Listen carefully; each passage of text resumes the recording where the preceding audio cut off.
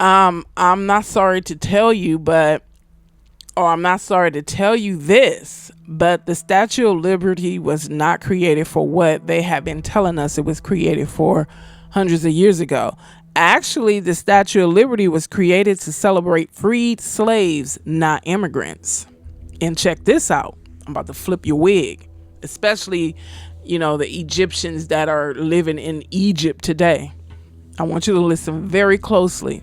Question: was the original model for the Statue of Liberty a black woman? Most versions of the Black Statue of Liberty rumor refer to a cast, a 1870 cast of a no longer extant maquette owned by the Museum of the City of New York as proof that the original model for the Statue of Liberty was a black woman.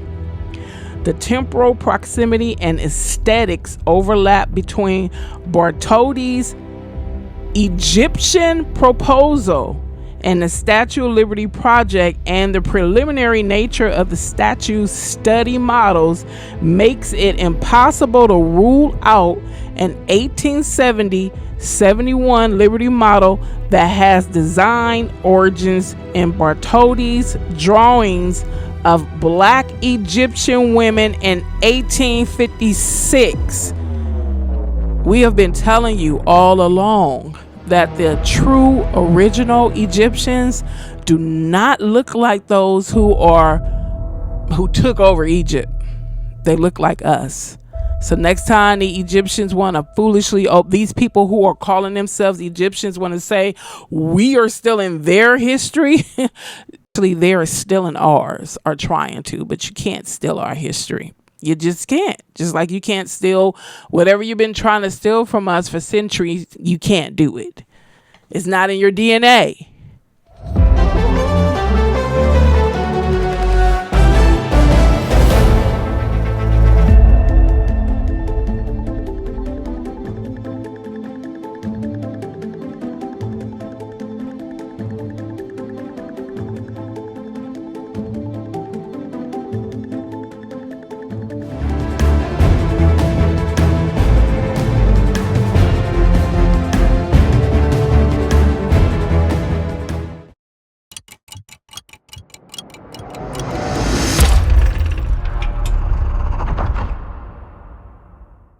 Hello, thank you for returning. To those who have returned, newcomers, you're welcome as well. Thank you, and I hope you subscribe, like, comment, and share as it helps the channel to grow. Appreciate your help.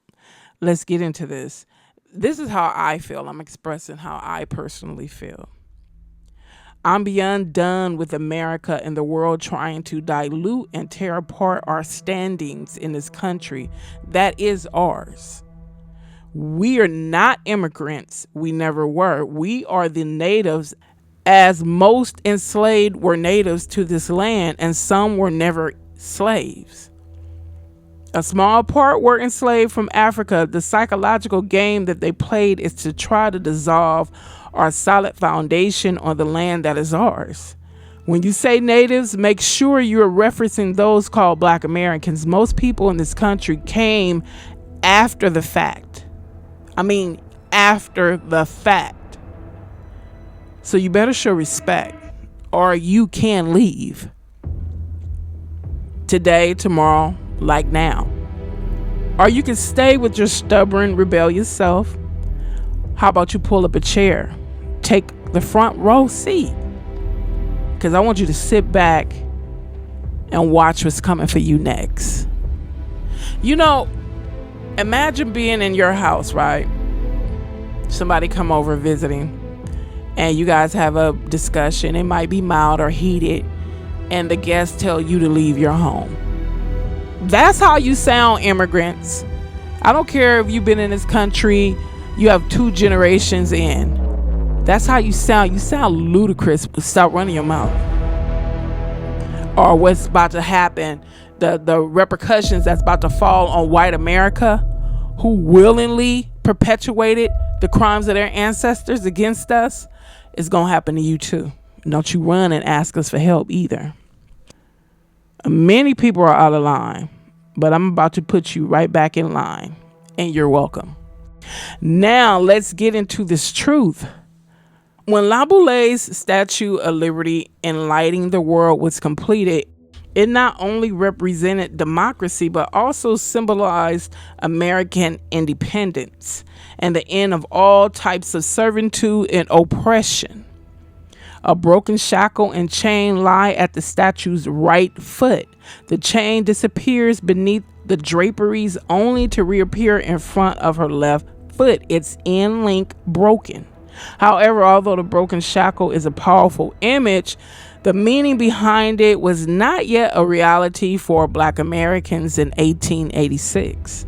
The Statue of Liberty is one of the most prominent monuments in the world, but few people know its connection to civil rights, slavery, and emancipation. Visitors travel from all over to see the magnificent structure in New York, bringing in roughly 4.5 million people every year.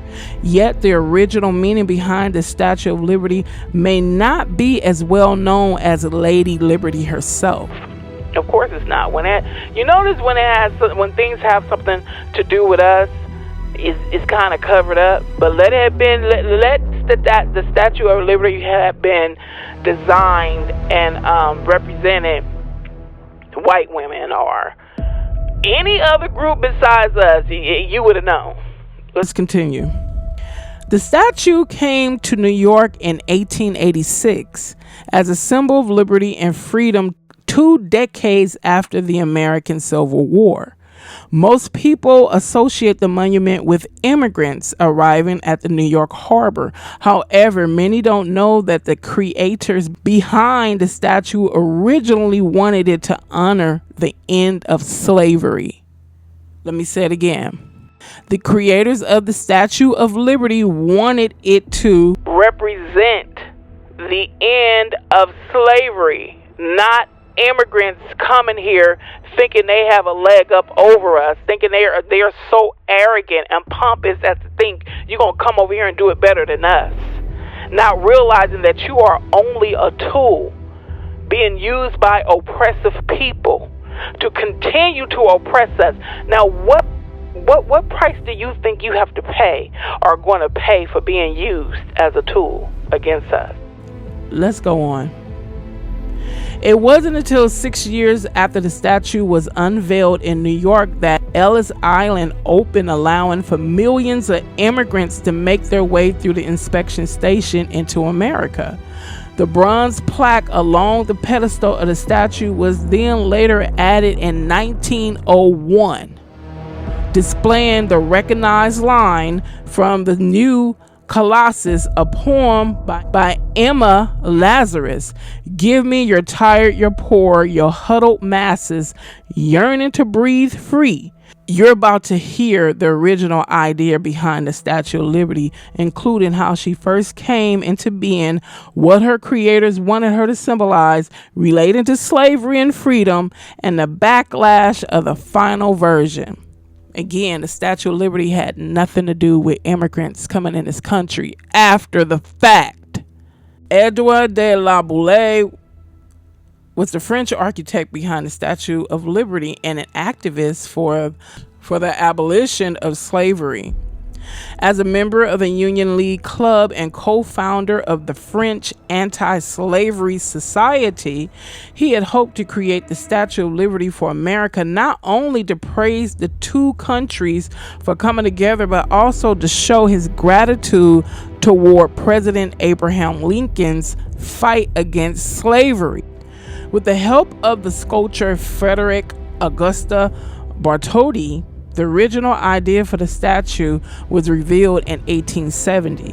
In this version, the statue keeps Lady Liberty's right hand in the familiar position we see today, raised high in the air holding the infamous illuminated torch. Her left hand, however, carried broken shackles, paying tribute to the end of slavery. This original idea was said to be a nod to Libertas, the Roman goddess who wore a Phrygian cap similar to what a freed Roman slave wore. The statue we see today is a bit different. Instead of broken shackles held in her left hand, Labor. I can see right now who objected to that. They was like, no, no, no, no. Because in the future, we're going to just make this statue resemble freedom for all, especially immigrants, because we want to fill this country with immigrants to try to push the nigresses out. Let's continue. Lady Liberty now holds a massive tablet that measures more than 23 feet long with the Roman numerals for July 4th, 1776 inscribed on the front, signifying American Independence Day. Bartholdi didn't remove the broken shackles completely from the statue. They can now be found at the Lady Liberty's feet under the drapery, but are hidden for most to see. Just like they hide a lot of history, of our history, from most to see. Have these people talking reckless and foolish about us. But they don't care because they're trying to keep the truth and attention off of them. They don't want the truth and the attention on who the true culprits are. Let's continue. Not everyone was excited about the arrival of the Statue of Liberty. While the monument was meant to express freedom and justice for all in the country, Black Americans were still facing racism and discrimination every day. Surprise, surprise. And those of you who foolishly want to think it has, you know what? I'm not even talking to you. I'm not. Because if you had the opportunity to talk to newly freed slaves, they would tell you not much changed, other than, a president who looked like me, who didn't really acknowledge black folks only when he wanted support. And then you got the black politicians up there today. I have no idea what they're up there for. And then you have some black actors who only speak when they're told to speak, and it's about issues that have not a damn thing to do with us, but other folks like the LGBT community who does not need any more support.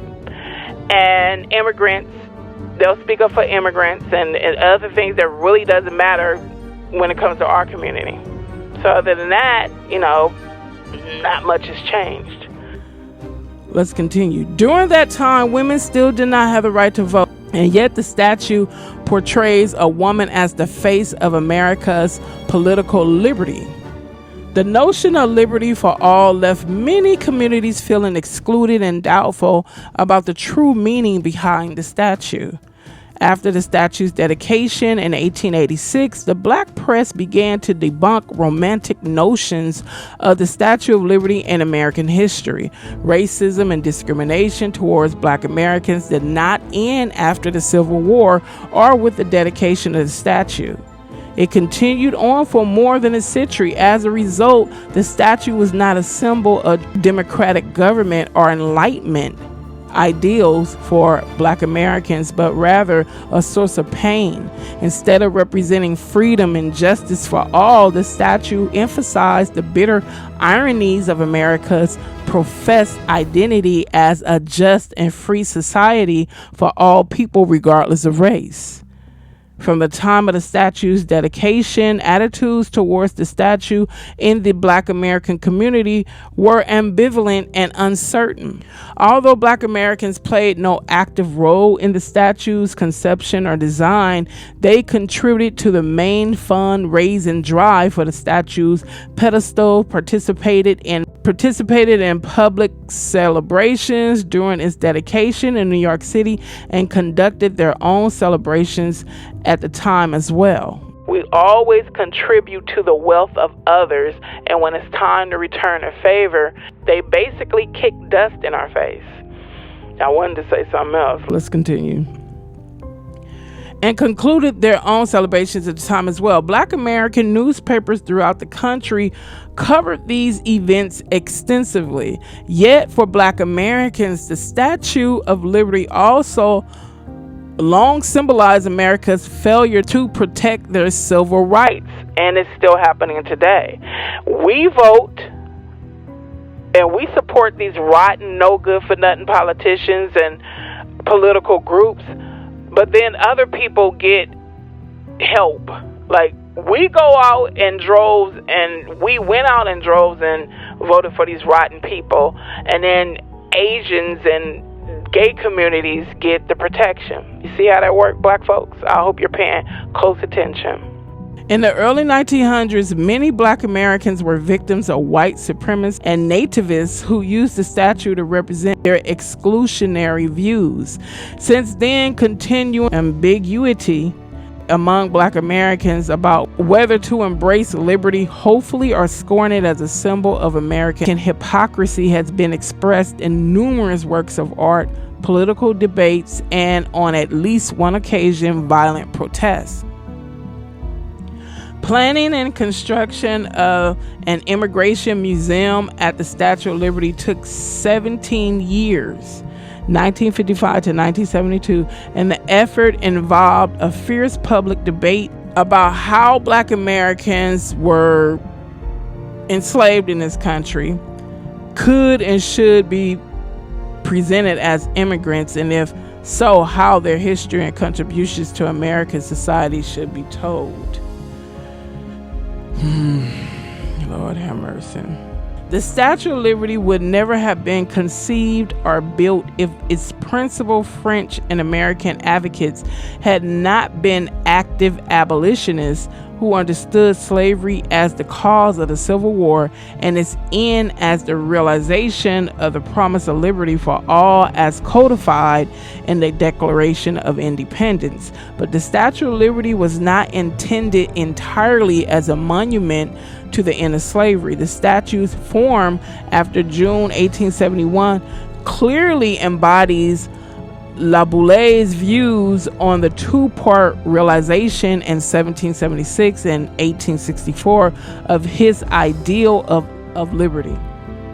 The centennial of the American Revolution was significant to the French sponsors because the Civil War ended slavery and preserved the Union at a time when France's future was still uncertain. For the American Republicans, it was a timely opportunity to erect a monument for their efforts and worldview. La Boulée and his French colleagues also wished to send a political message back to France. Bartholdi cast the project in the broadcast terms, hoping to encourage additional commissions. The black press championed the French-American project, and black Americans contributed to the pedestal fund, participated in public celebrations for its unveiling in New York City, and conducted their own. In the early 20th century, black Americans died because of the perverse appropriation of the statue's symbolism by white racists. They were targeted by and responded to the government's Liberty Bond campaign during World War I.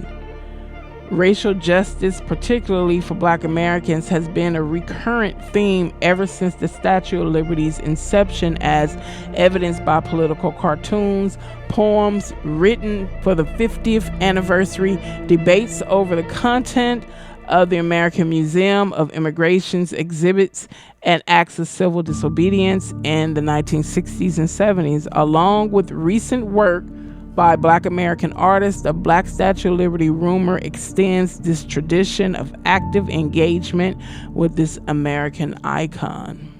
And basically, all I have to say is, you know, the scripture that says what's done in the dark always comes to light.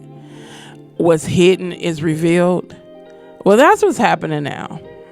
You know, the things were hidden so long. And, you know, what's so atrocious is that someone from another country had to create something to symbolize freedom because he was ecstatic that black Americans were free from slavery. But not one person in this country, you know, what did they create?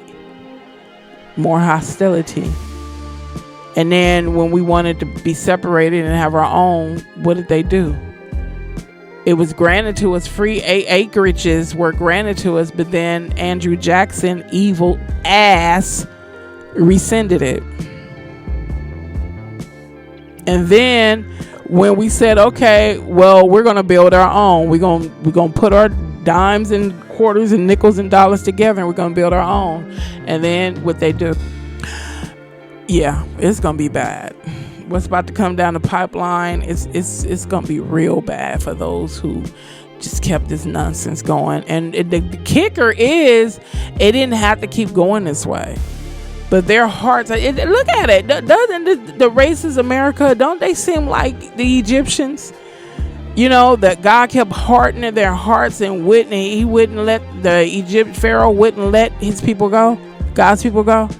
Because God wanted to show them that he is God, because they foolishly thought they were God. And you can't tell me that these racist Americans don't think they're God. You can't tell me they don't think they're not gods. They really do. Oh, well, I'm gonna be sitting back chilling. I don't know if I'm gonna be eating popcorn, but I'm gonna be sitting back chilling, watching the destruction of your oppressive self for once and for all. And this time you will never come back up, ever. All right, thank you to those who enjoy hearing the truth about history that has been uncovered. Thank you for coming back. Thank you for subscribing. Thank you for your time and attention. Thank you for liking and sharing and commenting. And I'm out. I'm about to close up shop, and I will see you in the next one.